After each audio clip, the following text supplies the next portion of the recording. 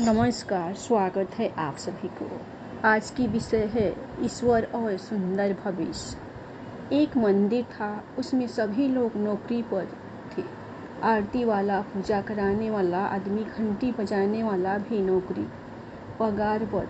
घंटी बजाने वाला आदमी आरती के समय भाव के साथ इतना मशगूल हो जाता था कि होश में ही नहीं रहता था। व्यक्ति पूरे भक्ति भाव से खुद का काम करता था। मंदिर में आने वाले सभी व्यक्ति भगवान के साथ साथ घंटी बजाने वाले व्यक्ति के भाव के भी दर्शन करते थे। उसकी भी वाह वाह होती थी। एक दिन मंदिर का ट्रस्ट बदल गया और नए ट्रस्टी ने ऐसी आदेश जारी किया कि अपने मंदिर में काम करते सब लोग पढ़े लिखे होना जरूरी है। जो पढ़े लिखे नहीं हैं उन्हें निकाल दिया जाएगा। उस घंटी बजाने वाले भाई को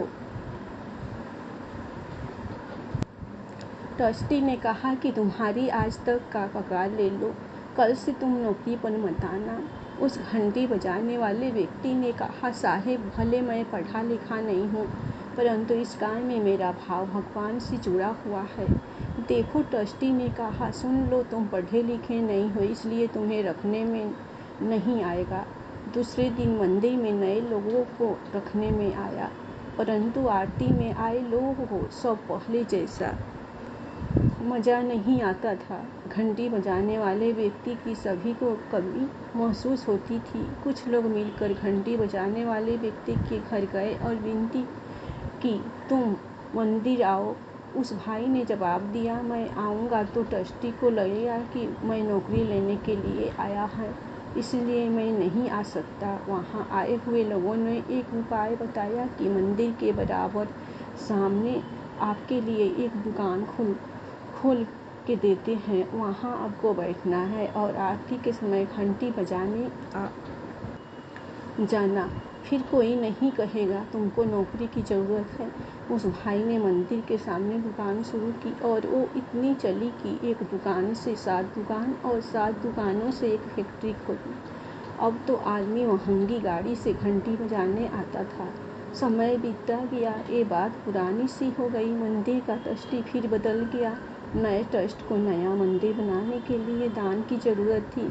मंदिर के नए ट्रस्टी को विचार आया कि सबसे पहले उस फैक्ट्री के मालिक से बात करके देखते हैं। ट्रस्टी मालिक के पास गया, 7 लाख का खर्चा है।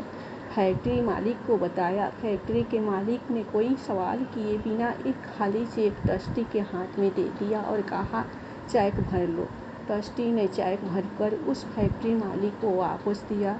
फैक्ट्री मालिक ने चेक को देखा और उस ट्रस्टी को दे दिया। ट्रस्टी ने चेक हाथ में लिया और कहा, सिग्नेचर तो बाकी है। मालिक ने कहा, मुझे सिग्नेचर करना नहीं आता, लाओ अंगूठा मार देता हूँ, वहीं चलेगा। यह सुनकर ट्रस्टी चौंक गया और कहा, साहब तुमने अनपढ़ होकर भी इतनी तरक्की की, यदि पढ़े लिखे होते तो कहाँ होते। तो वह सेठ हंसते हुए बोला, भाई मैं पढ़ा लिखा होता तो बस मंदिर में घंटी ही बजा रहा होता।